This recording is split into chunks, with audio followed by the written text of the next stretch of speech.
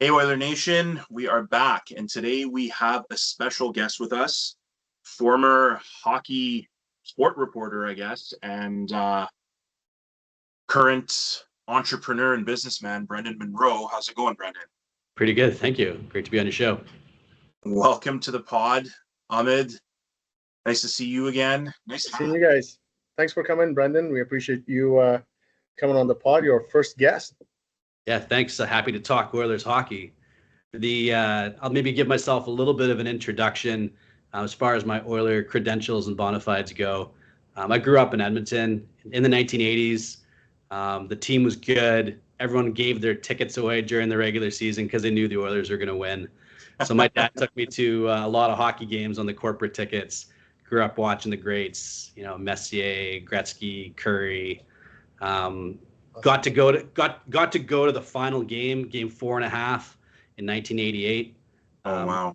When the Oilers won the cup. My dad has this ultimate flex that happened when we were a kid. We went to the Stanley Cup parade. We were late. We're always late.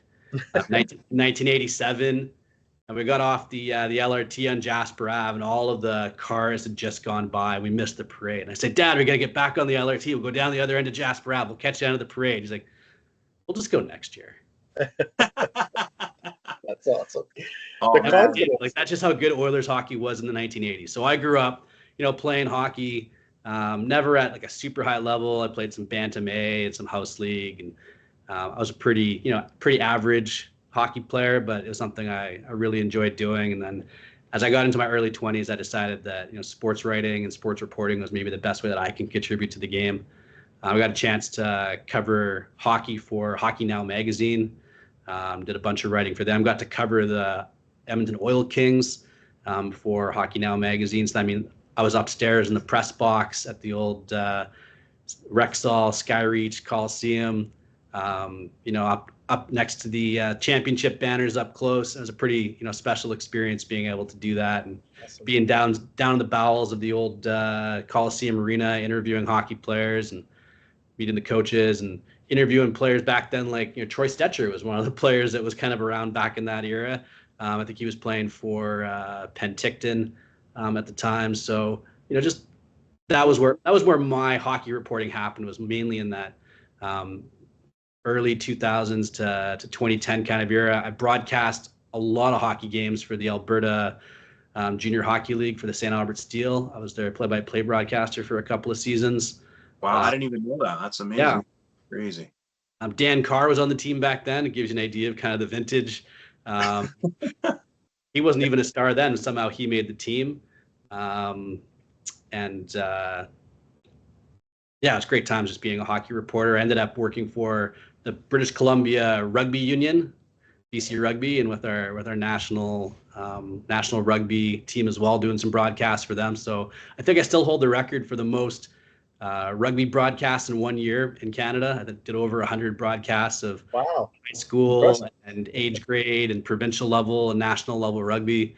So yeah, sports was where it's at for me for a long time. But as you guys know, in the sports world, like, how do you build a business plan around that? How do you build a business plan around being a sports fan? It's not easy. So it's hard. Eventually I had to take the business degree that I had and turn it into other things. But definitely happy to talk about sports anytime with anybody. And I definitely watched every one of those Oiler games this season. I was in Edmonton last year at the time that they were playing Game 6 and Game 7. It was just such a gut punch to see them lose. And I thought there's just no way that they're going to get back to Game 7 and miss another chance. And it was just crushing to witness that. So what do you do in the aftermath? Like, it's obviously a soul searching time for the franchise, soul searching time for the fan base. To be so close, you have to recognize that it was a pretty amazing season. Anytime your team goes and wins the Western Conference Championship and makes it to the final, your team had a great season.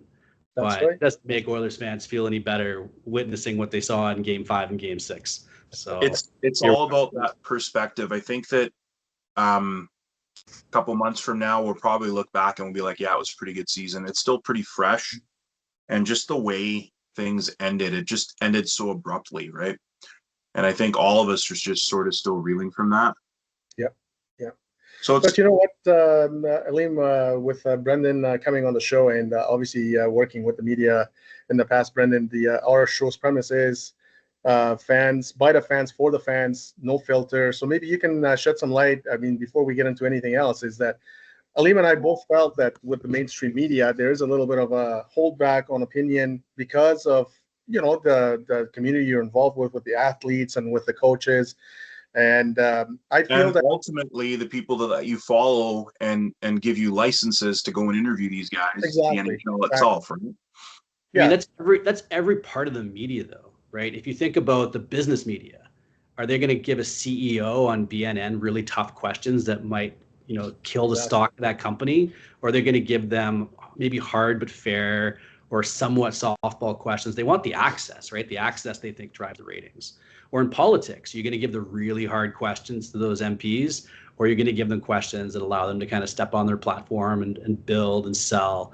Every media organization has an audience that they're accountable to, but they have advertisers they're accountable to, and they want to get those ratings. So Got it. if Yeah, you yeah, think of that you're course. in the room and you want to get the ratings, you just have to keep the audience engaged enough to really give them something to chew on, but you don't want to be so representative of the fans that you're going to start to push the players away, because then you're never going to get any kind of inside access. And let's be honest, being an insider or being, sort of inside the velvet rope, so to speak, is a lot of the reason that people in the media get into the media. If they That's Yeah. right. wanted, if they wanted to just write a blog and just be on the outside and do analysis, you could do that. But I think most of those guys at TSN, Sportsnet, one of the big cachet part of the jobs is, hey, I get to hang out with these professional athletes and sort of be part of the lifestyle, and that's the appeal of the job. So they're never gonna really bite the hand that feeds them, so to speak, and they're smart for not doing it. But it also creates an ecosystem for fans now that we have this disintermediated, internet media landscape. The fans can ask hard questions. The fans can be critical. The fans can get super excited about what they see. They can get really frustrated Yeah. what they see. The media also has a rule. There's no cheering in the press box, right? Yeah. So they also can't get as fired up and provide that sort of energy to a broadcast that fans can. So that's You're where supposed to. fan Yeah. broadcasters like yourself come in. Well, Awesome. what's cool about today's day and age as well is you can have different hats and it's not deemed like bad, right? Like so, like Rashog, for instance, he's got his TSN hat on and he's reporting. Then he can take that off and he can go on to a podcast and have that fan perspective, and people actually appreciate it and look forward to that, right? I've noticed a lot of these guys who are in the media started with Farhan Lalji, I think, in BC with the Lions and whatnot, and then hopping on to some local podcasts and stuff and talking about his disdain for the Oilers and whatnot. That's the first time I noticed it a few years back. So, also, man, both of you guys, I don't know if you know this, but you guys are both goalies. So, Yeah. I'm sitting here with two psychos. So interesting and unique perspectives, and I think, yeah, Brendan, like, it's awesome in our conversations, and I've shared some of them with Ahmed as well. Is like you kind of get the media portrayal versus what everybody's thinking, and I mean that's sort of it's always nice to sort of get that, right? Is like let's just jump into this. The first thing that's been eating at me for a while here is the interview from last week, McDavid's interview from last week. I think it's talk of the town. Everybody's talked about it. They've got their 2 cents on it. And Brendan, I just want to get your take. The people that are outside of Edmonton, like the Toronto boys, James Duffy, all these, guys who are our biggest fans, and what they're reading into it. Do you feel like do you think there's anything to that at all? Do you think that, like, Ahmed's biggest concern, and sorry, I'm busting your bubble here, but he thinks McDavid's definitely going to sign, but he thinks it's going to be like a shorter term. Right. Do you think we've got, quote unquote, anything to worry about? in that realm? Or you think it's just a bunch of noise and these guys are just... Well, I'm going to filter my comments through this, Bachelor of Finance degree that I have on the wall here. But I think that McDavid and his agent have obviously spoken. They're close. And we're in pretty serious business negotiation times. So, Aleem, you work in the real estate business. People are pretty sharp when they're talking about, $500,000, $1 million, $2 million properties. What kind of attitude do you think you would have if you're talking about, $100 million, $150 million contract? Yeah. You want to be enthusiastic. You want to show your teammates that you're committed to this group. But you're also going to do everything you can to make sure you're not leaving money on the table. Right now, if you choose to leave money on the table later during the negotiation process, that's fine.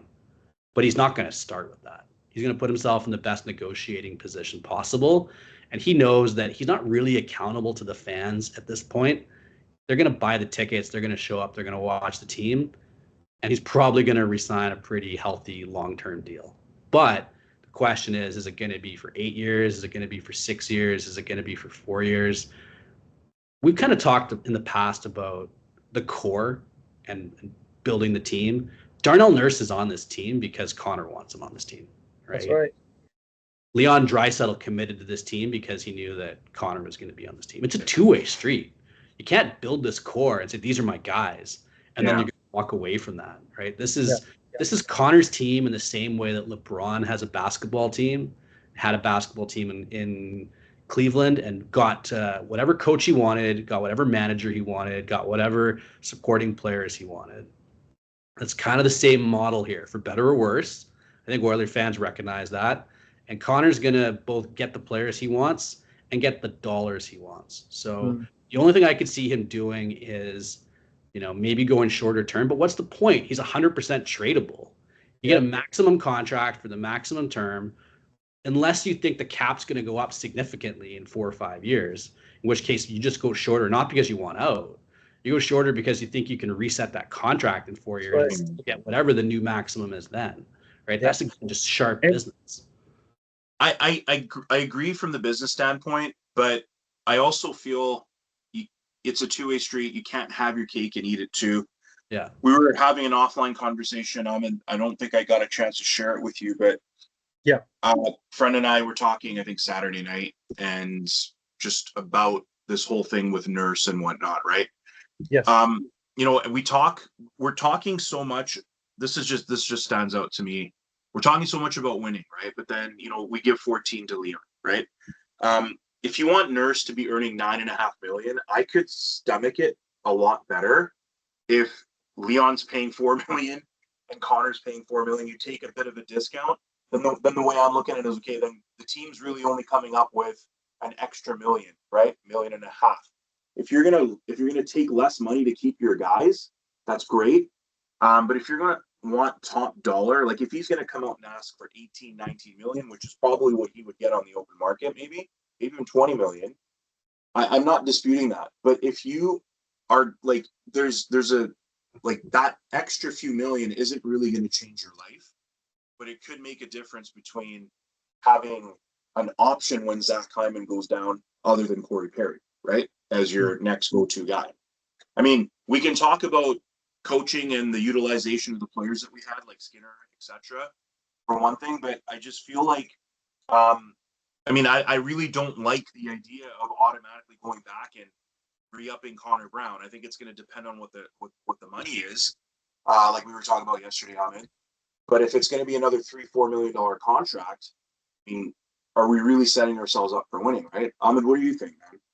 No, I agree. And I think on the topic of Connor Brown, you just mentioned, I think he's there because Connor McDavid wants him there, just like Brendan said. There are a bunch of people that he wants back, and it's non-negotiable. Because if I were Bowman, and I'm looking at this team right now, and I'm looking at the core, I'm trying to create as much cap as I can to go out and get the pieces that we really need, the pieces that can make that difference. I love Perry. Well, there's a difference. Sorry to cut in here. Like, if we really want to make a winner for years and years to come, then I agree. I think Bowman's got to go in and make some tough decisions. This team, let's not get too crazy. This team twice in a row has been the best in the West, and this year was pretty convincing. Yeah. So we don't need major tweaks, we don't need major overhauls. I think we need tweaks. That said, the cupboards are bare, right? So sorry, yeah, go on. You were saying.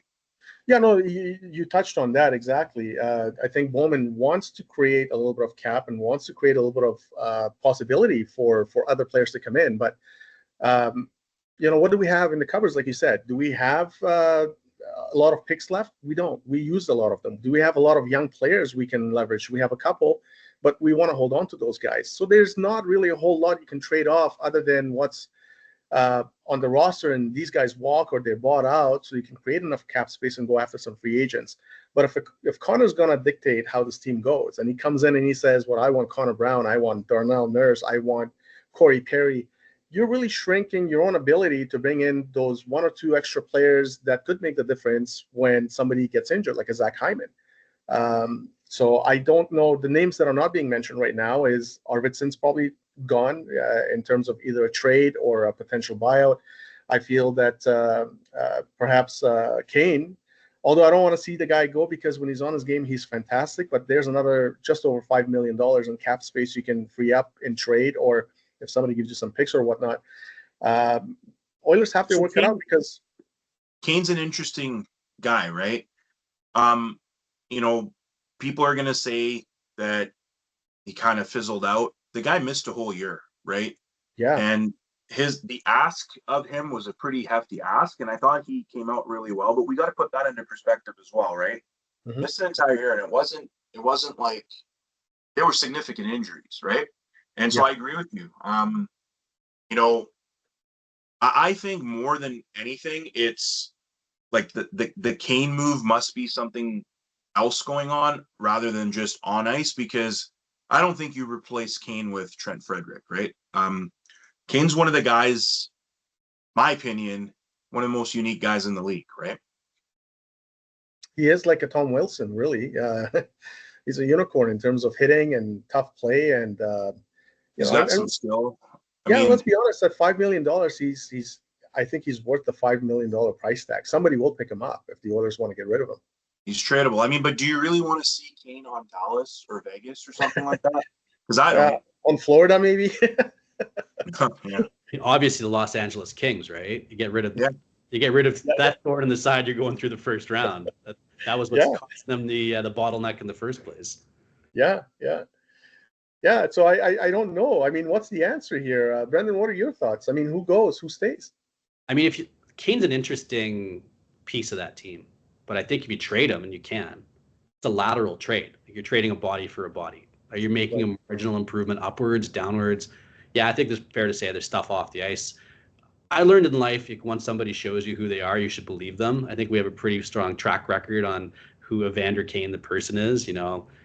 Got a little bit of a little rough around the edges at times, and stuff I'm sure happens off the ice. But on the ice, it's the same way, right? Sometimes he's good. Sometimes he's a little bit off in his own little world trying to make a difference. And it's a high risk, high reward kind of situation. And maybe you trade that player for a more boring player, right? You could get a body on that second or third line that's more predictable, but also doesn't bring that sort of game breaking, chaos element that he has in his game too. So that's, again, the decision's up to Connor. Like, is Kane on the inside of that velvet rope, so to speak? Is he on the team? Is he one of the boys? Is he there? Or did they say, you know what, like, you caused us too much chaos. You cost us in these games, and we can't have you. Like, that's really up to Connor and Leon and Darnell to sort of sit down and talk to the GM and say, you know what, here's our exit interview. We think you should trade Kane. Like, that's really what it's going to come down to. Not there's managing the team the way that they could do it, and then there's managing the team the way that they will do it. And the way that they will do it is basically under the supervision, guidance, and consulting department of Connor McDavid. That's so. And he'll take the team that he had. I want to say this. He'll take the team that he has, him and his boys, and he'll go to management. It's like, this is the team we have. This is the team we're going to win with. I believe in everybody in this room. This is the team we're going to win with. Is it the best possible team? Is it the fully optimized team? It might not be. You talked about depth and who's next up if somebody goes down. He might not be thinking about that, but he's going to be accountable for it. You can say, I'm going to put this team together. These are going to be my guys. We're going to win or lose with this team. This is my team. And I think that's a good attitude to go with, but it's got some flaws to it too. Yeah.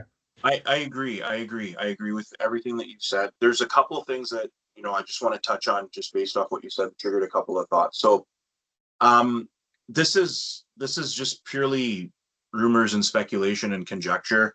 It's one of those, I know a guy who knows a guy who killed a guy who knows Kane. Basically, from the sounds of it that I've heard, is Kane himself does not want to come back. Biggest reason he doesn't want to come back is he's not a Knobloch fan.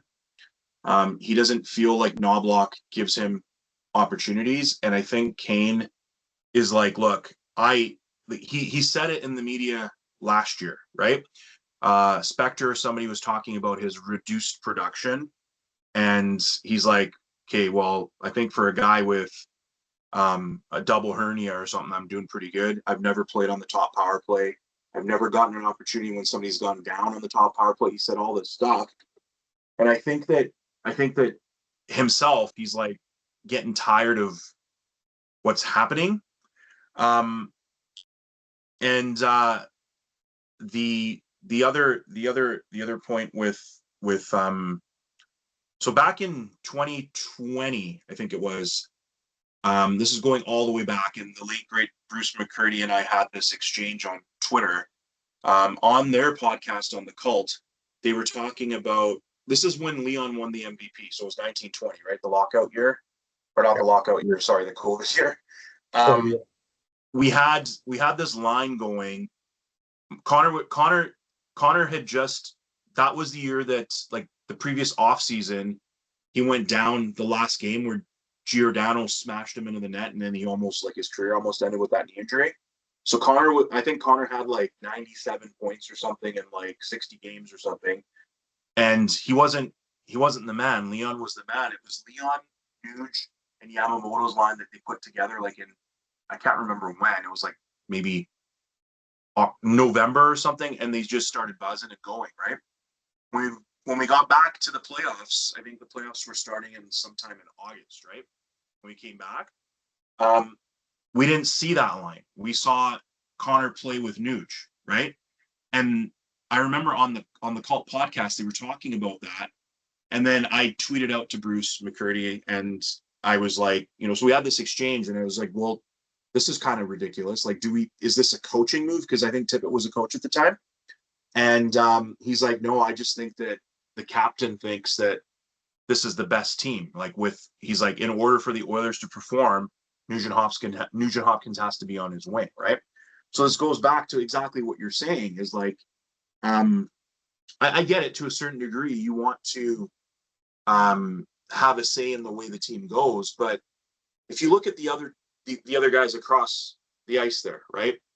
One thing that Stuart Skinner said that really stood out to me as well after the loss, and he's like, the one thing that I feel like that we didn't do, that they did, is they just came out, win or lose, same team, win or lose, same style. In game 5 and 6, right off the bat, we changed the way we're playing. Connor Leon, right? Right. So you think that's a dig at the coaching? You think that's a dig at the way Knobloch? Well, is it a Knobloch thing? Is the usage? Does he have a say in how to utilize these players, or are the players dictating this? I mean, this is going all the way back to 2020, right? And you could argue that, okay, you know what? In 21 versus Winnipeg, we didn't really have the horses. 22, the same thing, but now the first 3 rounds, I think, should tell you that. I mean, even in this rounds, we talk about how their depth scoring outscored our depth scoring, and we didn't get anything. The depth guys were 4 and 4, 4 goals for, 4 goals against. So who let us down in game 5 and 6? Who let us down? And who let us down last year? You taking a dig at McDavid? Well, 1 goal in the series when you're supposed to be the best player in the world. Yeah. Well, listen, I before I lose this thought, and I'm going to get Brendan's take on this as well. I remember the 80s, and I'm talking to you, Brendan, because in the 80s, And even in the 90 Cup, the player that made a tremendous difference for the Oil, according to what I'm thinking back then, was an Esa Tikkanen, which is somebody who shadowed the top guys on the other team to the point when he went to the bench, he was skating next to them until they got into the bench, right? And he was getting Well, under their that's skin. the one guy that actually helped us take out Gretzky as well, right? After the first series, right? Exactly. And we don't have 90, that 91, player. 92. Yeah, we don't have that player. I think Knobloch figured something out with Leon this year where he used him like that against some of the top players on the opposition, but Leon's production kind of dropped. Don't you think we need a player like that to go out and get, or at least even some of the guys that are on the team, like a captain or whatever, just tell them this is your assignment. You're the guy's shadow, and just do that to make that difference. But I think that we're talking about McDavid not producing on game 5 and 6. That's what was happening to him. There was a guy on him like Esa Tikkanen the whole time, right? I mean, There was three guys on him. Esa Tikkanen might have been one of the originators of the saying, you want to win, get a fin, right? He was just Yeah. wild card, crazy personality. Yeah. Was very unique as a player. And it must have been so frustrating for other teams to play against a guy like that who was just in your face and tenacious and just bottled up your best players. And then he'd go and score a goal. Like he'd rip one in overtime over Vernon. Love the guy. Yeah. Right? But I think Edmonton He had Oilers a hat trick in that game, by the way. Edmonton Oilers fans just saw that because Brad Marchand just did that to them. Yeah. Right? Exactly. Basically, the closest equivalent to that the league has right now. I agree 100%. That's exactly my thoughts. And we can be critical of McDavid, but I think that not only did he have one guy who was constantly in his grill, he had a couple of guys at all times. At all times. I think that I read an interesting take on one of these blogs, and I think that McDavid's going to be going back to the lab. And I think he's gonna, the one thing that I think we need to be even better at is I think we need to be tougher to play against, right?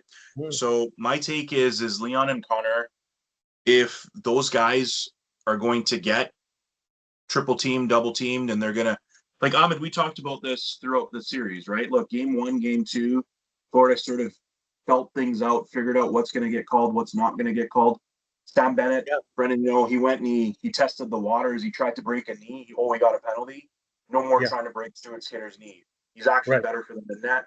We'll just shoot on him instead, right? So I feel like some of that gamesmanship, I really thought we would have learned it in, last year. I guess we didn't, but I think that's one of the things. I mean, when McDavid was forechecking, is there a better forechecker in the league? Right?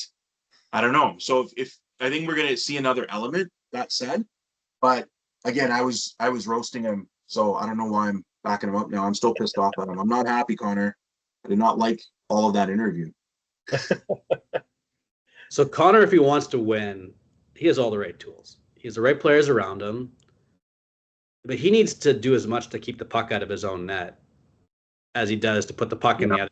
Right. So we talked a little bit about this offline, I think, but there were 2 moments in that series where you look at David and he was in the absolutely wrong place. So the first one was game 4. Your team puts in this incredible effort to come back. Wallman scores, looks like the heroic game-winning goal. And then Florida has nothing going for 5 minutes after that until the last 30 seconds. Then the puck's in the corner. Now, I'm not the genius who came up with the play-by-play breakdown of this. I've seen lots of videos, so I'm just recapping. But Connor leaves his lane in the low slot where he's responsible, and he heads off the wall to chase the puck. The puck's got to come to the middle, right? So he lost his thought process for a minute. He figured, I can be the hero. I can go get a puck. I'm faster than everybody. I'll go save the day. And it didn't work out.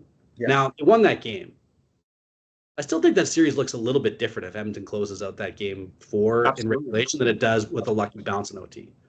Absolutely. Maybe that makes 1% difference. I don't know. But game 5 starts a little bit differently based on how game 4 ended, I think.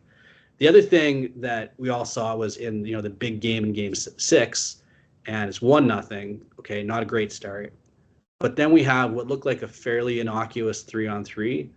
And we all know in that situation that the late guy, 2-on-3, Brendan. Right, and the late 2-on-3. Right, and the late guy's always the dangerous guy, right?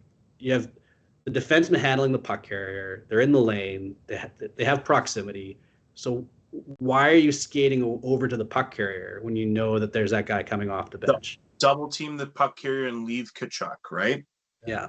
Again, I'm not a big fan of Stuart Skinner missing that shot. He could have had it, hit his glove. You're a goalie, Ahmed, like there's a ton of can stop it. You just could, didn't, right? You could argue Bouchard could have done a better job in front of the net and all that, but the main culprit on that, I feel like, is leaving that guy, the trailer, up high, wide open, coming in for a shot, right? And he has options. The key message to Connor, and he'll figure this out. He's smart.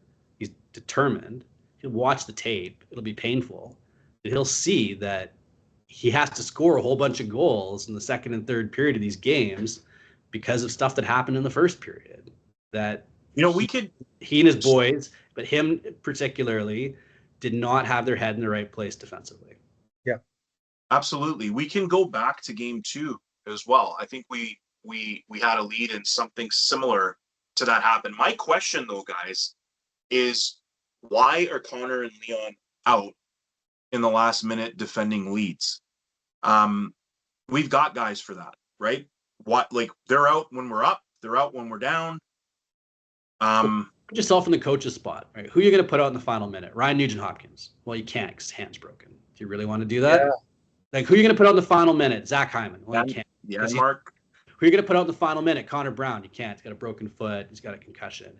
Who are you going to put out? Janmark. Well, he hasn't played in 18 minutes. Is that the right time to put him back on the ice? Basically, what happened is you ended up with this blender of a roster due to injuries, and you never really put the pieces back together in the right order. And it meant that you couldn't trust your fourth line the way you did in the previous series. You couldn't trust your third line the way you could in the previous series. You had to load up on Connor and Leon, and it was like Connor and Leon ride or die. And that's the way that the coach chose to go through those final couple games. It didn't work. We have to kind of get away from that, I think, Brendan. I think one of the things Aleem and I discussed in the previous pod was, of the Black Aces, there were a couple of guys with the injuries that should have seen some ice time. Okay, first, I'm not a fan that we go and bring out a $3 million player in Skinner, and he's basically eating popcorn, enjoying the show the whole time. I get it. His defensive play is not there, but he had a little bit of offensive flair, and he was scoring for us. Why is he not playing? Why is he in the press box? Absolutely. Let's back this up a little bit.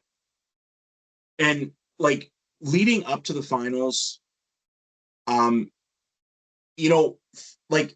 everything that happened throughout the season led to the lineups that ended up happening. But when you're bringing in a guy like Jeff Skinner, we talked about this, multiple 40-goal man, Arvidsson, multiple 30-goal seasons. Is it the coach that's looking at what they don't have and what they don't bring? Are we expecting Jeff Skinner to chase pucks down for Leon Draisaitl when he's like a shooter? What does this do when we're bringing these guys in and we're expecting them to play? Why did we bring him in? His strengths, the kind of player he is. We know he's a defensive liability. I mean, that's his entire career. Is he a defensive liability though? I mean, you don't think that he can miss Kachuk just like McDavid missed Kachuk?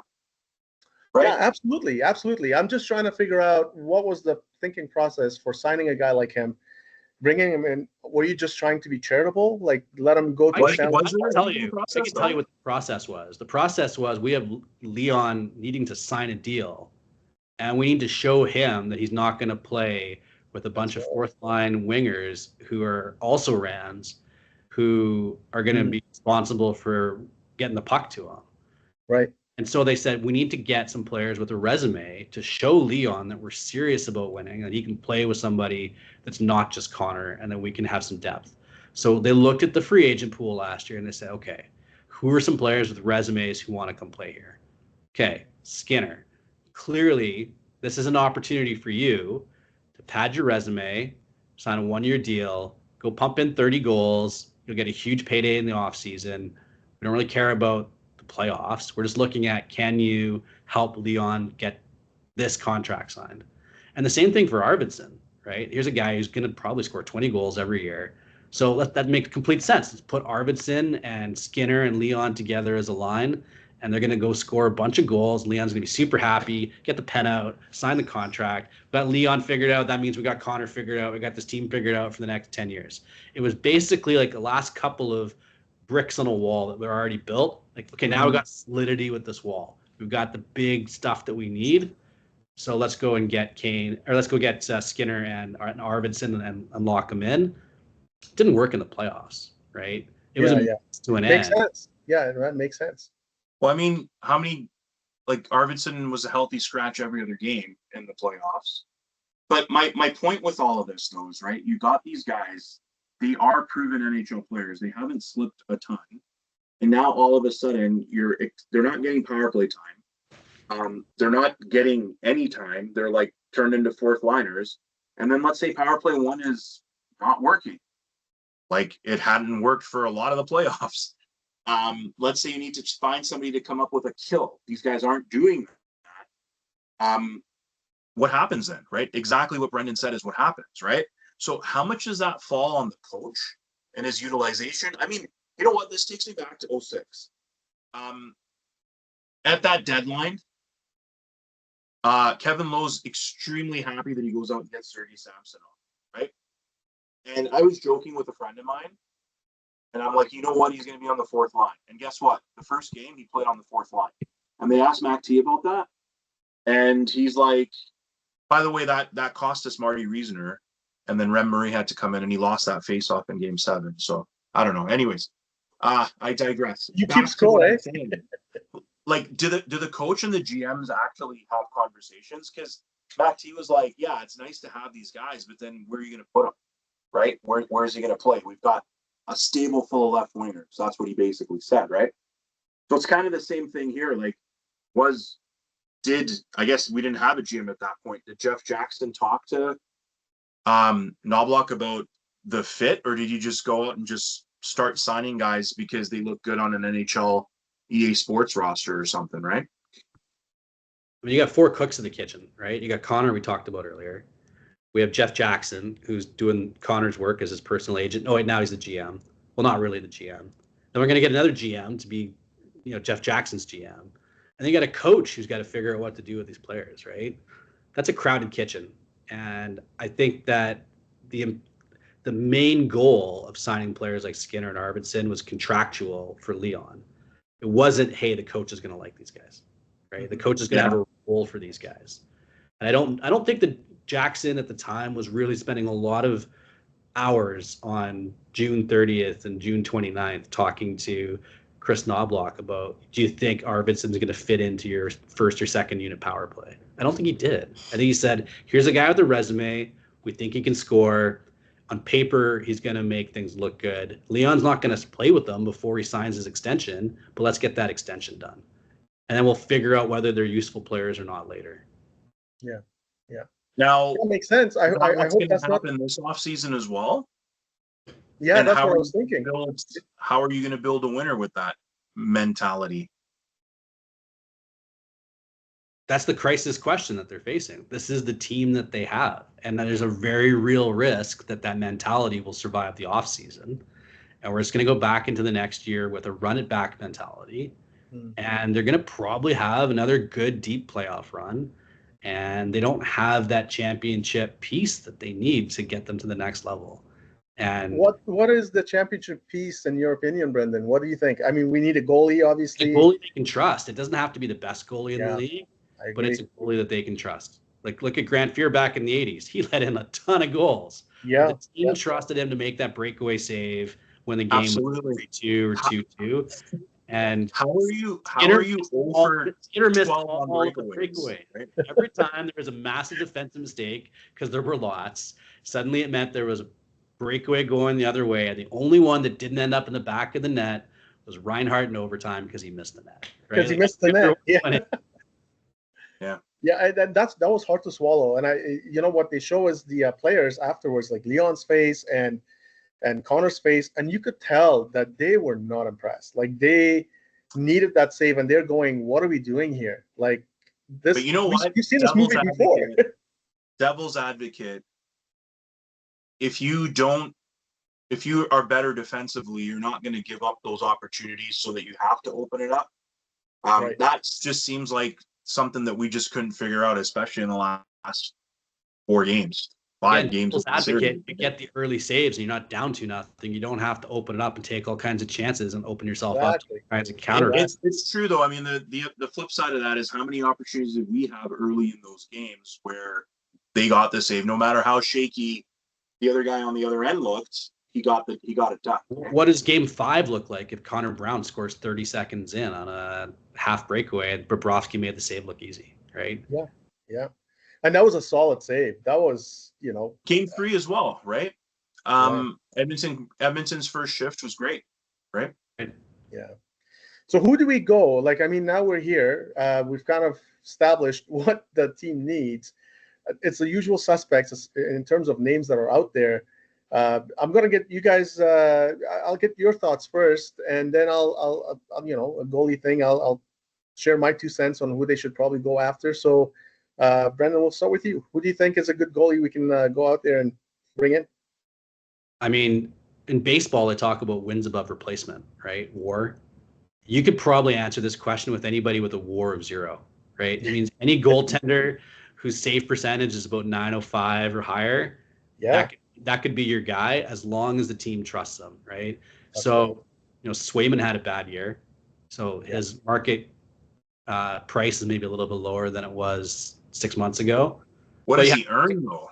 That's the thing. But makes a lot of money. Or Gibson, right? Gibson makes a lot of money. He's got some injuries. He's a little bit older. But, these are guys who are probably going to have a save percentage in the playoffs that are above 900. Gibson had a decent. I think he was 912 this year, right? 20 some odd games. That team, that's a good goaltending performance. That's great. Yeah. You got Jake Allen, a guy who's going to probably get a 905 save percentage. You could trade for a goalie. Like maybe somebody has a backup goalie who is ready to make that breakout, or maybe they have a veteran that's making too much money, and you have Kane that you can dangle as an asset. There's some ways to get a goalie, but the answer is anybody who the team believes in that they think is going to make that save is probably going to make that marginal difference in the playoffs next year. Right. And I just think back historically, like a couple examples from the 90s. Was Edmonton the better team against Boston in 1990 when they won the Stanley Cup? I don't know, but Bill Ranford made a whole bunch of saves that he had no business making. And then they won that series in 5 games, and they made it look easy. But Boston just could not get back into that series. There was one period, I think, in Game 5 where the shots were like 20-2, and Edmonton was up 1-0 going into the intermission. And the play-by-play guys, I watched this game not too long ago, like, I don't know how Boston's not in the lead of this game, but they're going to get back in the lead if they keep playing this way. Like, they're not actually. Edmonton's going to get another one in the second period, and then it's going to be 2-0. Like, they're so frustrating to play against. And Edmonton did not goalie anybody in the playoffs. Yeah, Stuart Skinner got some shutouts, but it wasn't really on these huge Stewart performances. Those are the 20-something saves, like 24 saves, 23 saves. Edmonton, the defense was playing unbelievable in those games. So you need a goalie who could make you win a game in a series you don't deserve to win. And Skinner's unfortunately not that guy. The team doesn't trust him. He doesn't have that kind of performance in him. We've seen 2 seasons of it. But the answer is probably just about anybody in the league who's a top 20 goalie in the league or better is the guy that they need to go get. Yeah, I agree. What about you, Aleem? Who do you think? Is there anybody you have in mind? I mean, I have a couple of goalies in mind, but I want to see what your thoughts are. So I was looking at the contracts and just rosters yesterday. The guy out in Buffalo, I forget his name, the Finnish guy, whatever his name is, right? Ulla Pukkapukkinen, something. Yeah, that guy. I feel like I think Reimer came in and they won a whole bunch of games with Reimer. He might be someone that they could try out for, I don't know, like maybe some non-roster picks down the line, but do we really want to give up more of our future? But I mean, he's a pretty young goaltender as well, right? Yeah. And then there was talk in our chat about the guy from St. Louis. Bennington. No, not Bennington. The other guy. Oh, the young guy. Hopper. Joey, what's his name? Yeah. So they're talking about offer sheeting him and giving a big F you to the Blues, right? I'm all Because for it. we either get them, right, and we got a goalie, or we screw up their cap, right? Got to get a second round pick somewhere to make that offer sheet, though. Yeah. I think we have one, don't we? We don't. We don't pick. We're not picking till that's next year, though, not this year, is it? It's next year. I don't think they have a first or a second this year. I could be wrong. No, it's next year, though. If we sign him this offseason, it'll be next year. So I think we have a second one next year. We'll go into the details. I think offer sheets are going to be pretty tricky with the Oilers' current stable of draft picks. Yeah, fair enough.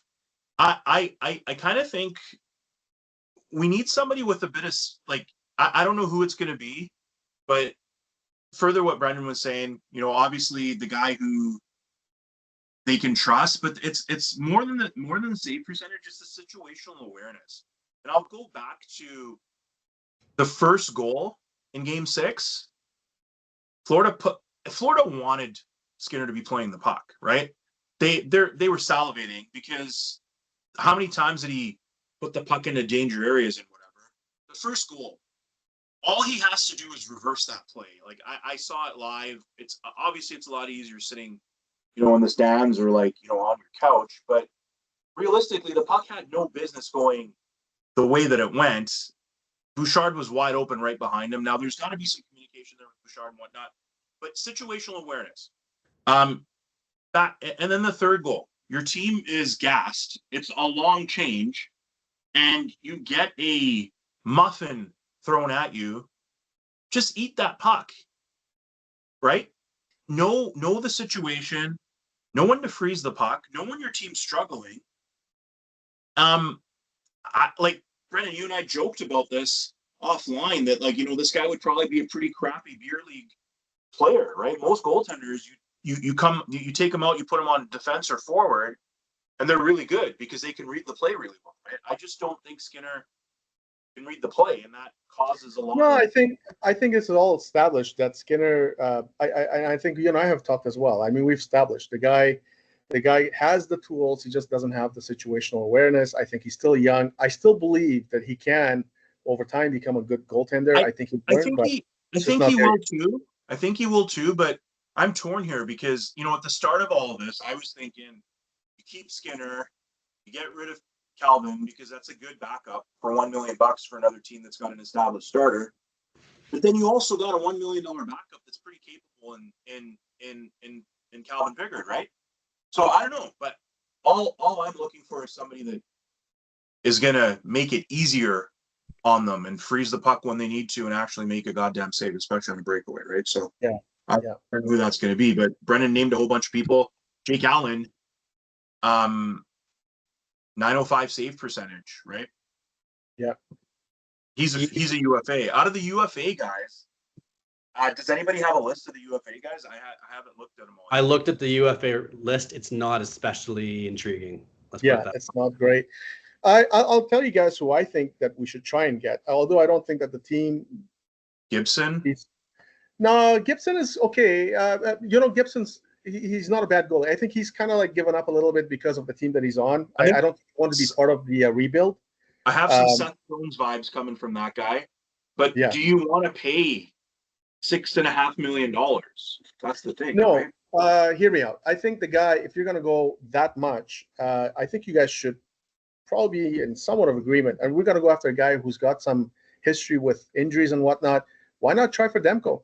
Canucks just signed the other guy up for 5 years or so. I think Lankinen's their guy for sure. Yeah, if Lankinen's their guy, Demko, we played him a couple of years ago. He's a solid goalie when he's healthy. But do you think is Lankinen their guy though, or do you think they're going to do a tandem, or do you think Demko's done in Vancouver? I don't know. I think it's going to get expensive. I'm not convinced because I'm thinking they might go tandem 1-2, right?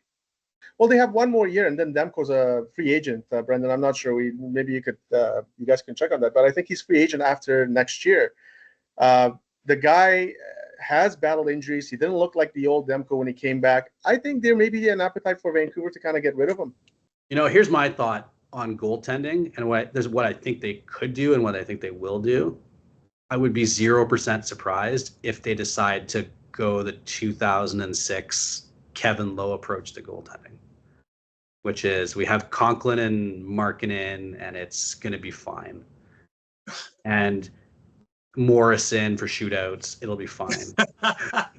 And then they realized by the deadline, like, oh no, wait, this actually isn't going to be fine. Let's use our first round pick. We'll go get Rolison, and that worked out. Now, is there going to be a goalie available at the deadline? Maybe. There's a pretty good chance there's going to be one available then compared to now, right? So is the goaltending going to be a pain in the ass the whole season if it's Picard and Skinner? Yeah, probably. But are they going to be in a playoff position in February if you have Skinner and Picard? Yeah, I think so. So, hey, listen, these guys got us. us. Not inspiring for the fans, but if you want to win in the championship, you can always go get that goaltender in February if you think there's going to be a market for one. And these guys got us to the Stanley Cup. I just think there's the thing is we talked about this. Maybe I'm wrong, but I don't know if Connor signs until we get that goalie. That's the way I feel. It's just going to hold out. The reason why we have Calvin Picard and why we have Stuart Skinner is Connor, because they're his boys. Isn't that the reason? They are, but I think as much as is this guy exactly like LeBron? Because if he is, I don't know. I mean, no, listen, we had Dubnyk. Accountability. Dubnyk was part of that core. If you guys remember, when Connor first got there and Leon was there, Dubnyk was supposed to be our goalie of the future, and we got rid of him. There's no loyalty. These guys want to win. They want to win. We got to be a little bit like the Vegas mentality. No loyalty. Let's get this done, right? Well, I mean, yeah, Taylor Hall, Ryan Nugent-Hopkins, those guys, Dubnyk was playing. The following year, I think, is when he started, like, he was in Nashville, right? I think we traded him to Nashville, and then he had a pretty decent year. You've heard Dubnyk talk, right? You know, and I you guys are goaltenders. If your job is to worry about your defenseman turning the puck over and whatnot, you got more things to worry about than the shot. Does it really stress you out? Doesn't stress you out, but you're definitely a little bit more aware of who's on the ice, especially if it's your defenseman like a Bouchard who keeps on giving it away. You need to read the play a little bit better. You need to be a little bit more prepared. I don't know. What do you think, Brendan? Are you letting in goals from like just outside center because Taylor Hall is on the ice right now and you think he might turn it over or something on, instead of, you know what I mean? Is it that big of an impact? I think we're talking about margins, right? Edmonton's got a really, really good team. Are they a great team? They might even be a great team, but they haven't won a championship, right? They've been that close. Yeah. I used to, when I was working with rugby, I heard this comment from the New Zealand All Blacks coach, and he said, how do we get 0.5% better? Because if I can get 1% better, I know we're going to win a World Cup. But if I can get 0.5% better, that's what I need to do with these players, because everybody's absolutely at the best in the world. How do I help them get like that one little extra marginal increment better? Because championships are won in these marginal increments. Mm-hmm. There's so little to choose between the best players and the best teams. So I was texting with Aleem earlier this week, and I said, remember the 1993 Stanley Cup Finals? Right? I was telling you this. Yeah. That series turned on an illegal stick play by Marty McSorley. Otherwise, not much to choose between those two teams. But the one other thing that people forget beside the stick play was the fact that Kelly Rudy could not make a save when he absolutely needed to. Yeah. Look, here's the roster of the 1993 LA Kings who did not win a Stanley Cup, okay? They had Wayne Gretzky, obviously, but they also had Yari Curry and Robitaille and Blake and Coffey and Granato and Zhitnik and Sador and Robert Lang and McSorley and Huddy and Jimmy Carson, but they had Kelly Rudy in that, okay? That's a team that was facing off against a pretty good Montreal Canadiens team that, by the way, happened to have Patrick Roy on the pipes. Okay. Playoffs is a strange animal. All the rules don't matter. You can hook and hold and slash and trip. And whoever has the best goalie usually wins. So I agree with that. Not everybody's in agreement with that. I think Edmonton Oilers as an organization have historically, after Grant Fuhr and Bill Ranford, I think Aleem and I were talking, Don't forget Cujo. Oilers had no business winning the series in 97 and 98, but Cujo was in net again. Cujo, exactly. That's the only other goalie we've had that was phenomenal outside of like Rolly, who caught lightning in a bottle. both in 1990 and in 1997, I would say we have Andy Moog to thank a lot for being the goalie on the other end. I don't know if Edmonton wins that series in 1990, especially if Moog's not in net giving us a bunch of gifts. That's and all true. I can think about in 1997 is Ryan Smith and that 0-0 tie coming down the wing in overtime with his flutter slap shot going over Moog's. I think that gave us a 2-1 lead in the series, right? I don't know if you guys remember that game. That gave us a 3-2 lead in the series. Was it a 3-2 lead in the series for that one? Overtime. Was that game 5? Okay, it was game 5, yeah. And the Oilers kind of had a pretty flat Sunday afternoon So game. we went home and Modano just destroyed us, right? Yeah. But that goal should not be going in. Ryan Oh, Smith, that's right. The 2-1 lead was when Edmonton was down 3-0 with like 3 minutes to go and they came back. Yeah. Crazy. So again, where was Andy Mogan that 3-0 comeback? Where was he letting in that slapper from Ryan Smith? And where was he on that breakaway from Todd Marchand? Again, goaltending, these marginal differences in a series, right? And what happened, of course, we all know what happened before Todd Marchand scored is he had Curtis Joseph making a save that he has absolutely no business making, right? Yeah. So if Edmonton wants to win a cup, we can talk about, whether Arvidsson should be on the team or not, or if Evander Kane's part of a winning formula. It doesn't matter. None of it matters. I look at it from an overly goaltending focus because I play the position.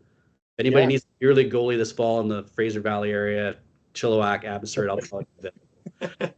That's my pitch.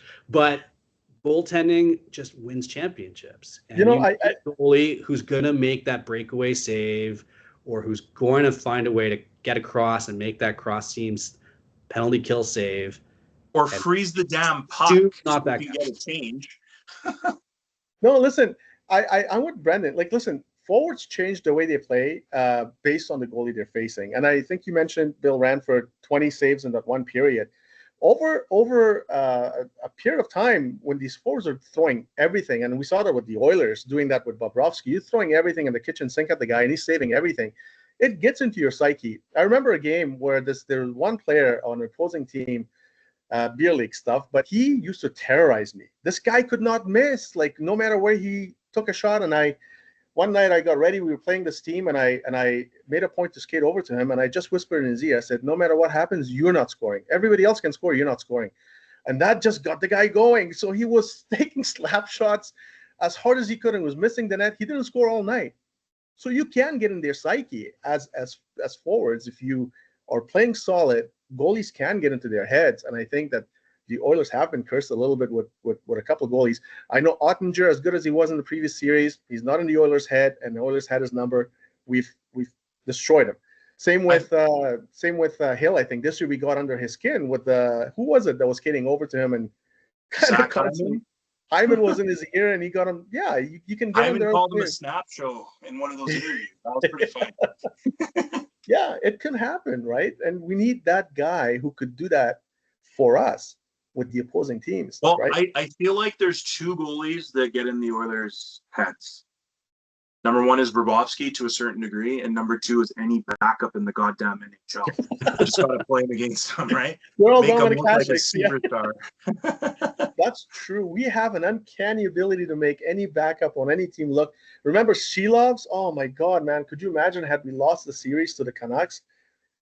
Oh, we'd never hear the end of it. So I didn't see the play, but was Shilovs the goalie in the AHL Cup final where he wasn't paying attention when they dropped the puck and the puck went in? Yeah. I think that's him. Yeah. That's hilarious. The guy we almost lost to. Yeah. That's the guy we almost lost to. Yeah. But yeah, so all right, well, let's see, man. I mean, we got a couple more weeks here, not even. We've got the free agency happening, so yeah, I mean, we should touch on this, right? We've got the draft coming up, and we've got free agency. My take on this whole situation, I feel like if he really wants to give us the best opportunity to win, you go in with an 8-year number. We know what that way we know what to pay Bouchard. That way we know what we're going to have to go out and sign what we need, right? if you're signing for 2 years or 4 years or 5 years, how are we going to deliver on, hey, we're going to be competitive every single year if we're not sure what you're going to earn? Because you're like, okay, I'll take this for 3 years and then the cap might go up kind of thing, right? Mm. I think he's going to end up signing for 8 years. I think it's in his best interest to do that. But we're not going to see that happen on July the 1st. So what do we do going in July 1st? Who's a priority? And the draft is this weekend, right? Yeah. So what's going to happen here? I think We don't have the much third anyways. round is the first round that we pick, right? Yeah, we don't have very much unless we Did are. we trade? Do we have 2 third rounders or did we trade one of those? Because we got one of them for Holloway, right? I can't remember, but I think we might have given away one of them because we brought a couple of guys. I don't know if that was on the San Jose trade or Jake Wallman, yeah. Wallman, yeah. Or Emberson, actually, as well, right? Didn't we have to give up a pick on Emberson's deal? Which is another thing. We were talking about that yesterday. You know, the D, we don't really have a whole lot of flexibility. We extended Emberson for 2 years. Are we really going into the season with Kulak and Emberson and Wallman and Nurse and Ekholm and Bouchard? Yes, is that our top 6? That's your plan. Or 16? Stetcher. Stetcher's going to be number 7. I feel like we need to bring another John Klingberg type of guy, but maybe we're going to look at that in the deadline, right? Another deadline acquisition. Screw over Emberson and Stetcher. You're not going to do it in the off season because you have Josh Brown under contract. So if you need somebody to come in when they get 2 more years for Josh Brown. I know, right? But that's what they have. They made that decision already. So that's who you have as your 8th guy if somebody gets hurt. Yeah. The hope is that Ekholm recovers. I mean, what we've seen from Ekholm in the playoffs was probably the worst I've seen him ever. He was obviously struggling a lot. He was struggling a lot. So, do you guys remember Ekholm in the season before the injury? Because I was debating with a few of these guys. They were saying that he had a horrible year all around. I thought up until he got injured, he was pretty decent. He was having a good offensive season. Was he not? He was okay. I don't think it was amazing, but he was okay. He was doing his thing, right? He worked well with Bush, and I don't know why they kind of went away from that pairing anyway. But I just don't think he's lost something. His timing is off. Something is not there. I don't know what it is. I mean, he was a number 2, number 3 kind of defenseman in Nashville, right? That's why they're willing to trade him for Tyson Barrie. And then somehow he got to Edmonton. He became kind of like a 1 or a 1A kind of defenseman for that one magical year last year. And he played like it the whole year, but he's not. They can't make him the 1A guy. He's kind of a 2, maybe a 3. And if he's in that role, he'd be great. But they're going to end up in the situation where Darnell Nurse, not a number 1 defenseman. Evan Bouchard, not a number 1 defenseman. Good on the power play. Probably like a number 2 or 3 on the defensive kind of output. And so you end up with 3 players. Ekholm, mostly defensive, not really a 1. Nurse, neither offensive nor defensive all-star, definitely not a 1. And Bouchard, who can put pucks in, but is also not a 1. And so you have this weird defense where you're still lacking that, grade A stud defender, and they won't get it because there's no money for it. Yeah. How about Philip Broberg? Where's he on your list? Oh yeah, that's right. I don't know. We're talking about the draft. You haven't even talked about the draft pick they're going to lose when the NHL finds that Oilers were circumventing the cap with. Oh yeah. Man, that pisses me off to no end. That's drop that extra. That's another 2-hour conversation, right? They're going to wrap up. They're going to wrap up that investigation on Friday and say you owe us a 3rd round pick, just like you owe us a 3rd round pick. To Calgary. So you can prorate. This is what happened in that shortened COVID season. You can prorate goals and assists, but you can't prorate wins, right? That's right. So yeah, James Neal, you got 20 goals, even though you didn't get 20 goals. But yeah, Oilers, you lost that last game, so you're safe for we don't know. You have to play the rest of those games. Right? Never gonna live that down. And this whole Kane thing. I mean, so how many teams actually did the same thing this year? Everybody's done it. Tampa's done it. Vegas has done it multiple times. This year alone. Florida. Tampa did it this year alone because Florida that's did it. Danny Gordon, those guys, right? Yeah, Florida did it. 100%. right? Vegas did it. Yeah, right? how is it that Tkachuk is perfectly ready for game one, even though he has some injuries, but you're telling me he's okay to play in the playoffs game one, and he couldn't play game number But 82? why was he even allowed to play game one? Remember? There's that whole thing about how the NHL was like circling so Kane couldn't play game one. Yeah. Yeah. But then Tkachuk plays game one because his game one was 2 days later. Yeah, because Florida as a Is team this is like calling is the this NHL's real? bluff. That's Yeah, what I'm they're thinking just though. Is this what's real? going. Like is the NHL this bush league? It's unreal. Brendan? I mean, where does it end? This is the kind of stuff that gets under the skin of all the fans, and I wish I'm to be honest, the media has called out the NHL on this. They do talk about it. Like, why are you coming after the Oilers when every other team before them really exposed this? I mean, Kane had two major surgeries. Whether or not he was ready before game one of the playoffs or not, whatever. But it's not like it's the first time this has happened. And you're coming down on the Oilers and you're continuing the investigation. If you're gonna, I think if you're gonna come after the Oilers and punish them, you got to punish every team before them that did the exact same thing, and then I'd be okay with it. But you can't come down and say the Oilers are the team that's going to get punished. Listen, when we drafted Connor and Chiarelli was fired, McLellan was fired, and we went out and got them, we had to give up picks for that.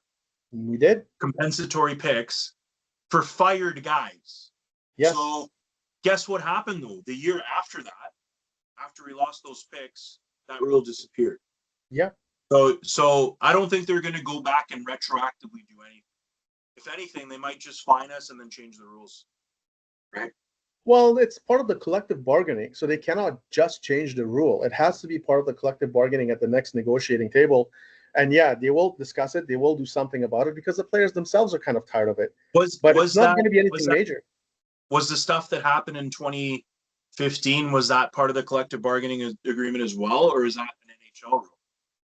I think that was an NHL thing because the management and getting fired and all of that's part of the NHL. The players, anything that has to do with the players is part of the players bargaining with the league, right? So this is one of those deals where the scales have obviously tipped, right? The NHL let it go, and now they decide, okay, now this is far enough, right?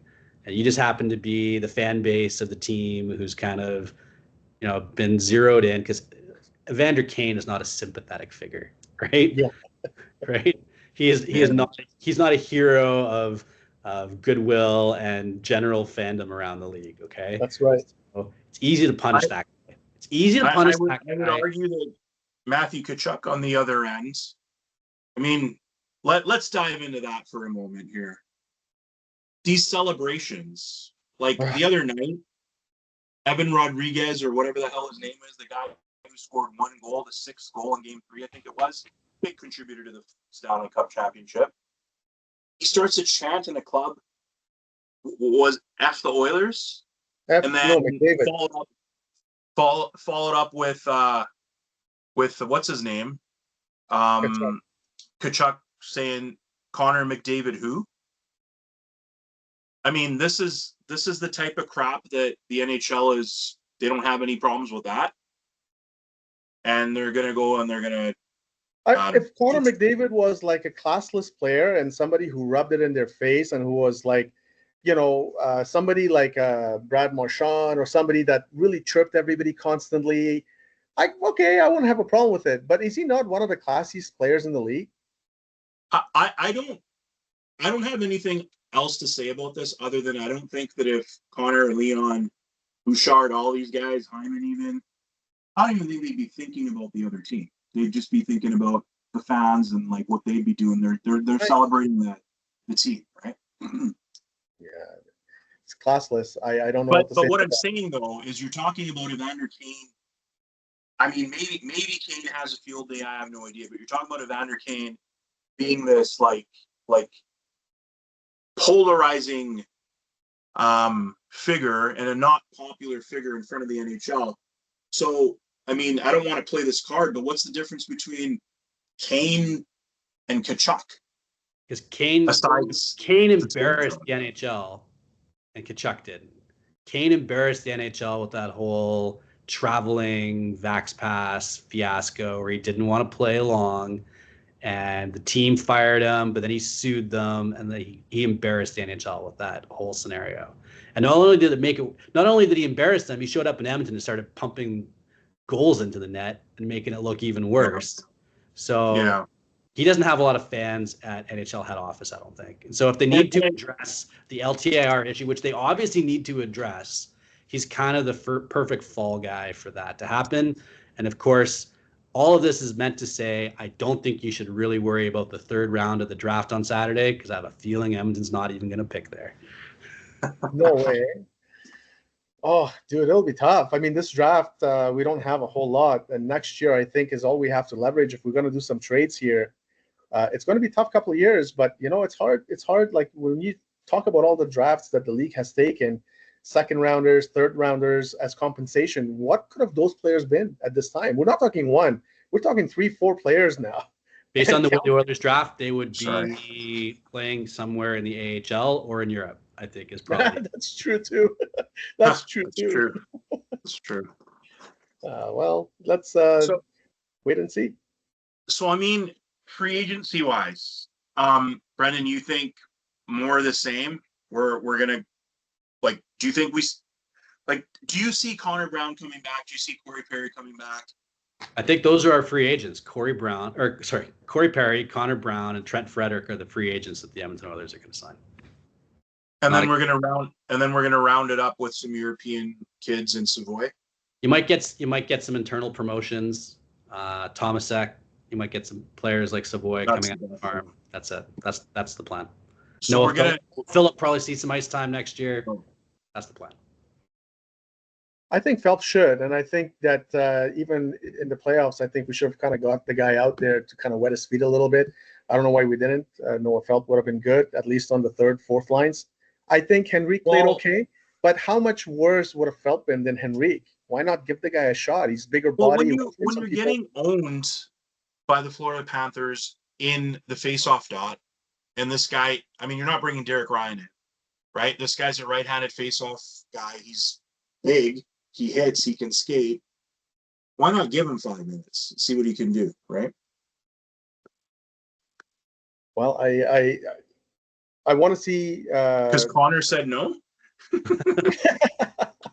I wish the guys laced it up. I think he could still play, man. I mean, but his brand of hockey would be welcome in Florida, and he wouldn't get any penalties. I think he was dressed for the Oilers. He'd get a penalty just for stepping on the ice, I think.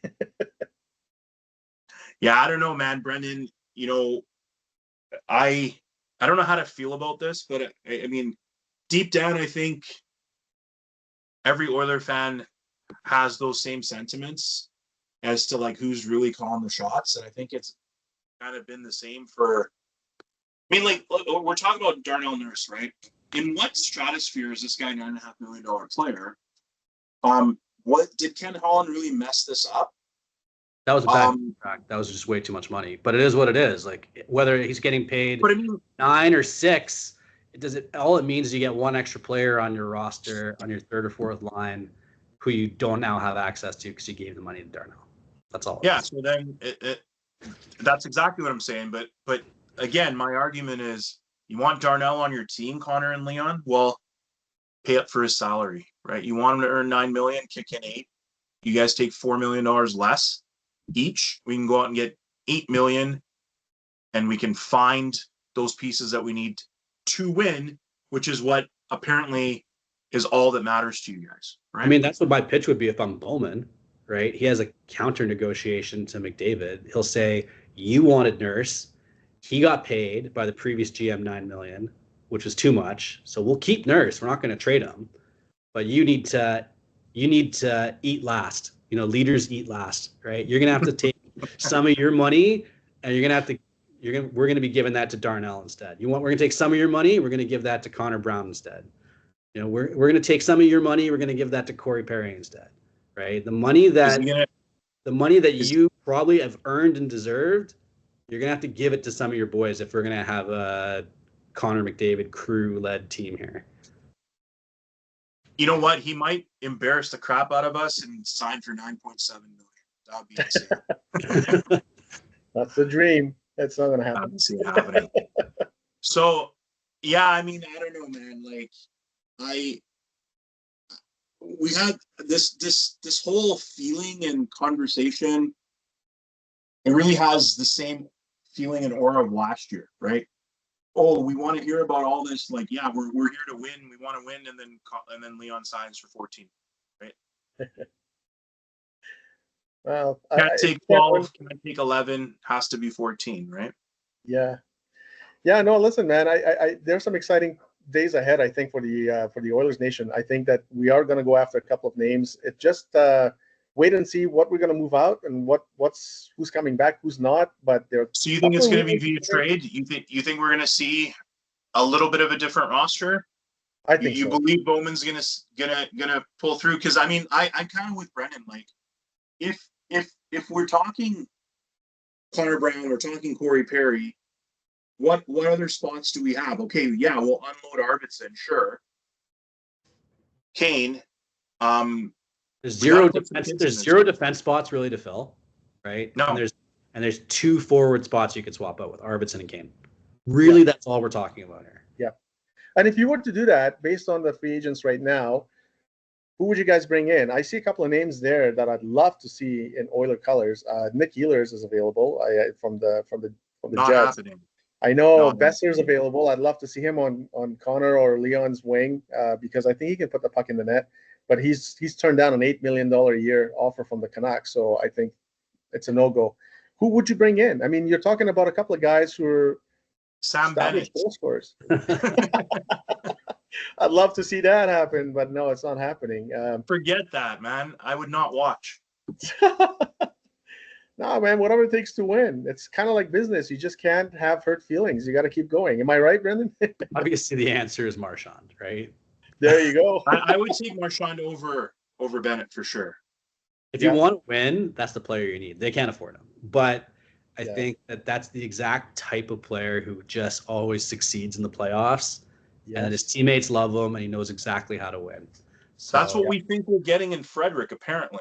That's just an expensive deal. That will sort of look like a Lucic deal as time goes on, I think.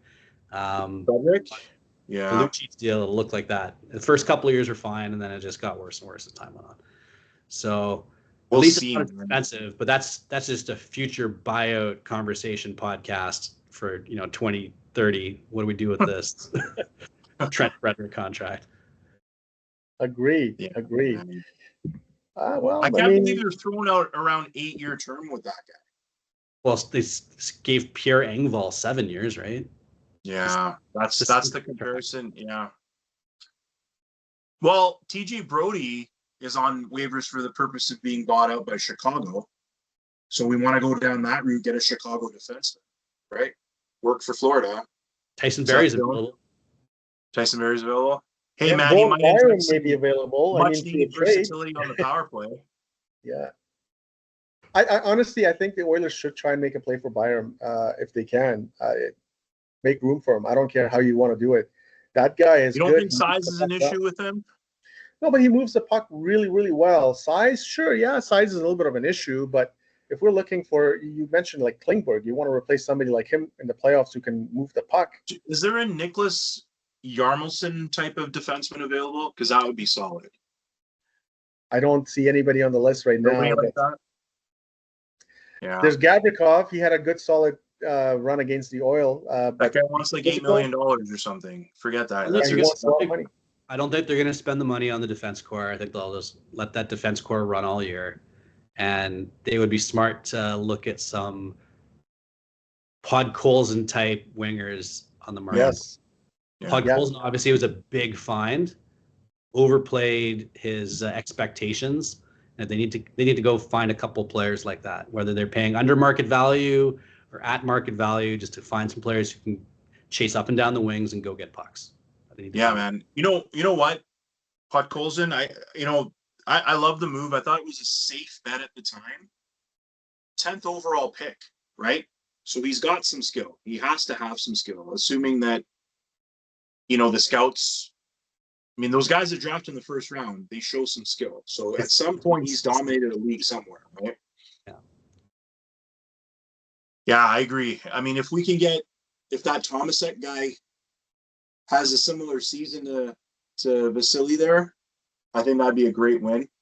I feel like we're gonna see some Savoy. I wanna see what we've got in Savoy. In the limited time that we saw him, he definitely has the battle. I was a little bit surprised though at the speed. I thought he would be faster. Maybe I don't know. He didn't seem as fast as I was expecting for a person his size, right? Yeah. I'm just going through the list as we're talking, guys, and there's not a whole lot as far as free agents. So it has to come through a trade or something like that, right? Look, if Corey Perry is your next look, Corey Perry had 19 goals this year in the regular season, 10 in the playoffs, 29 goals. He completely outperformed his contract, whatever he made, 1 point, whatever. But if he's your go-to option to bring up on power play one when Hyman goes down, this team's not going to win at the end of the day. So we need to get younger. I'm fine with Perry coming in and being your fourth line winger or being the guy who rotates in every few games. Fine with that. And if you want to give him a regular role in the playoffs and if he's just chilling until there, great. I have no problem with Perry being on the team. I just feel like the bigger the role he has on the team, the more problems we're going to run into at as the playoffs go on, right? I don't see him playing all 82 games. I think they're gonna pull him out some games. Maybe he can play a lot of the home games or something like that. But at his age, I just keep him for the playoffs and his leadership and stuff like that in the room, and that's about it. Perry's getting old. He doesn't need a regular doctor. He needs an actual witch doctor at this point. He's obviously got a voodoo curse put on him. Yeah. And I think the curse we're going to bring him back. Voodoo curse is always a thing. Like you'll kind of get what you want, but it'll be spoiled or otherwise bastardized in some way, right? It's like, you're going to get to the cup final, but you'll lose all the time, every year. So we need to get that curse just gone, right? Get the curse off of Corey Perry. Maybe they don't make the final this year, but at least he's got, this curse broken. Because I'm worried about that guy long term. He's obviously carrying around some bad juju or something from a trip to the Caribbean. Because it's clearly just clinging to the guy. Clearly, it's the karma. Because when Pronger wanted out, right? Yeah. We got kind of put over a barrel by Brian Burke there. I don't know. So maybe it's the curse. Maybe Kevin Lowe needs to lift the curse or something. I don't know. If the Oilers hadn't won the Cup in 1990, if they hadn't won in 1990, we'd be talking about the Babe Ruth, Wayne Gretzky trade curse to this day. That's true. If you know what, Corey Perry could have been an Oiler as well. I think. Was it his draft year? I think it was. Corey Perry rejected. Sorry, Mike Comrie rejected a trade. Yeah, Anaheim. That's what I was going to say. A 1-for-1 deal for Corey Perry. Was it 05? No, that was a lockout year. I think it was 06. I think it was the 06 year. No, it couldn't have been 06 because I think Comrie. No, it was 03. It was the year Perry was drafted. That sounds better. Right? So rookie Corey Perry for Mike Comrie, and Mike Comrie said, "I'm not giving you your bonus money back, Kevin." Yeah, the deal's done, contingent upon you giving your bonus. No, so then we ended up getting Jeff Wojciechowski, which actually was a piece in the Pronger trade, so it ended up working out. But I will never understand this. We're off a high. This guy would have probably won the Conn Smythe if we won the Cup. He demands a trade. We don't sit him. We trade him, and we trade him to Anaheim. And when we're negotiating with Brian Burke, hey, Berkey, can we have Getzlaf? No, you can have Lupul. But we'll give you a draft pick if we win the Cup, right? Come on. You can't hold out. What did we get? We got Smead, and we got, what's his name? Lupul, right? Yeah. We couldn't, you're not going to hold out for Getzlaf or Perry? But just imagine the revisionist history if Perry had ended up with the Oilers. They would have been the new Buffalo Bills that had gone to the final year after year after year and lost. There's so many things that happened though. Like after that, Nevada. I mean, you could look at that. I think that trade allowed us to use the Anaheim pick that we got to get Jordan Eberle, And it saved us to have our pick to sign Dustin Penner. And then Thomas Vanek Imagine if Thomas Vanek accepted that $7.5 million contract. Yeah. Where would this team be, man? Hey, I got a better one for you. Sorry, not Thomas Vanek. Imagine if Buffalo didn't match, right? Because he signed it, right? Yeah. Imagine if Shirley had traded Leon Draisaitl for PK Subban. You know what? That was Nurse, Draisaitl, and the pick for Subban in the first or something like that. Could you imagine? I can't remember what it was. Yeah. Anyway, we can There's do a this lot all of day, man. business history in that decade of darkness, but I think that as grim as that was, as Oiler fans, to get through that decade, the last 2 years have replaced it, because now there's like a new era to gripe about. The decade of darkness is bad, but I feel like back-to-back losses in the Stanley Cup Finals is kind of worse. It's definitely more worth talking about.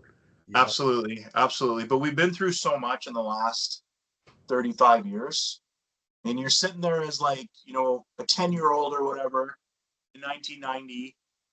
And you're like, or whatever you are. And you're like, yeah, life's pretty good. And then all of a sudden for the next 35 years, you witness all this. First off, you start seeing them like sell everybody off and fuck everybody off. Then you're like, okay, we got a new team. Cujo leaves. You convince yourself that you're going to trade Bill Guerin so you can keep Doug Weight. Then you trade Doug Weight. Then you've got this team that you think you're going to build around because, oh my God, the lockout's here. It's going to even the playing field. We've got Chris Pronger. We signed Mike Pekka. Actually, I think we traded for Pekka as well, right? Signed him. Because I think we gave up Mike York, right? In that deal. We traded for both of those guys. And then Pekka didn't sign, but we signed Pronger to that deal. We're like, yes, we're cooking again. He wants out. Oh, hey, you know what? Let's tank. Let's get Taylor Hall. Oh, wow. We won again. Nugent Hopkins. Oh, Yakupov. Then we all know how that turned out. And then we're like, oh, light at the end of the tunnel. Connor McDavid. We're going to win finally. And here we are 10 years later. Aleem, you sound like a guy who's talking about, you know, all of the bad relationships he had in his 20s and none of them worked out. The bad relationship. But then at the end, you finally meet the right person and it all works out. So set your expectations, right? There's been a lot of darkness. There's been a lot of, you know, like it came close. The marriage equivalent here is that, you know, the last 2 years, like you're at the altar and the wedding got called off. Okay. So it's a lot to deal with, but you know, if you just get it right this one time, it'll be forever, right? It'll just all feel magical, and that's what Oiler fans are looking for. They're just looking for that perfect June with the silverware and everybody's invited to the party, and they're obviously very close. So I say I support team run it back. They're obviously not that far away. They just need a goalie that they can trust, and they got to get into the Western Conference Finals, you know, Final Four, and just get another crack at it, right? That's all you need. Just get in the playoffs, get deep, and then just go on another run. You can't keep knocking on the door and getting shut out. Eventually, you know, Connor McDavid will not be denied a team championship with this team as long as he gets back at it. It can't just keep happening again. It's the third time we have made it to the finals and haven't come out with the hardware. You guys, what one thing, and you know, this is probably another conversation in a long one, but how many times do you think that a team can make it 3 times in a row, right? It's not easy to get there. Ken Holland, when he took over, he talked about being competitive and making the playoffs every year should be your goal. Some years you're going to take a run at it and you're going to have the horses to do it. I mean, we've gotten there pretty close. I think, yeah. I mean, you know, hopefully we can get there, but it's not easy, right? Realistically, I don't think they deserve to be there this year, right? This was a year that they probably should have taken a step back and then kind of done the reset. They were one Evan Bouchard poke check away from being down 3-1 in that LA series, right? And that's basically where the run of play was in that series.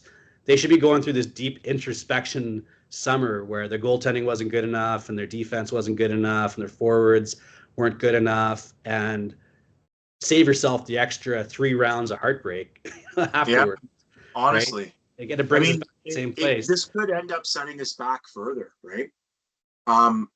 You know, you could argue though, I don't know how game one would have gone with some goaltending.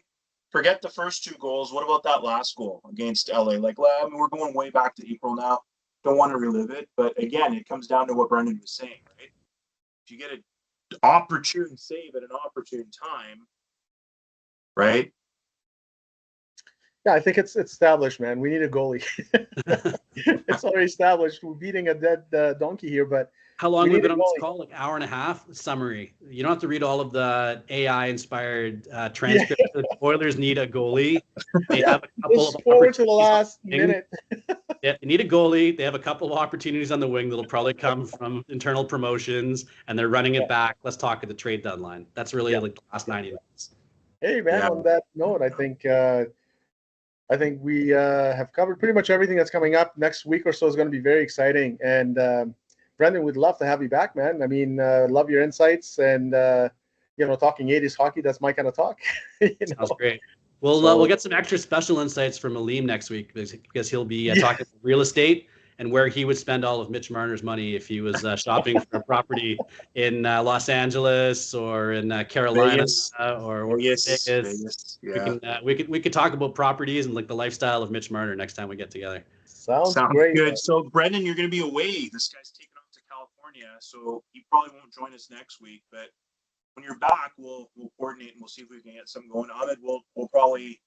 I don't know if you want to. What's the date? When's the holiday? When's July 1st? I don't know. Let's just we'll figure it out sometime in July. We'll get me back on. It's the off season, man. Yeah. Yeah. Awesome. Okay, boys. Thanks for your time, and Oiler Nation. Appreciate you guys tuning in. We'll talk soon. Take care, boys. Sounds good. Thanks, guys.